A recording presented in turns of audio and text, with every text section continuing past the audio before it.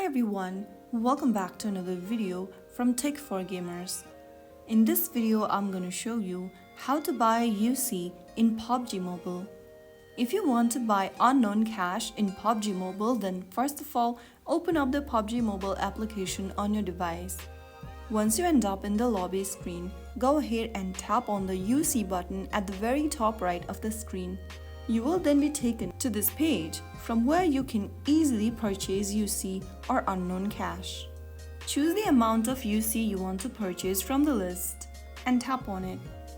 Now, go ahead and follow through the prompts. If prompted, you can select your payment method that is available for you in your region, and after you confirm the payment, the UC will be added to your account instantly. You can also buy UC from third-party stores, but make sure that you always buy from official sources to avoid scams, and always check if your payment method is supported before purchasing. And that's how you easily purchase UC on PUBG Mobile. Inside the purchase bonus page, you can also get free UC if you check on the bottom left corner. Also make sure to check out for the bonuses, which will be available on the page, so that you can get instant UC added to your account.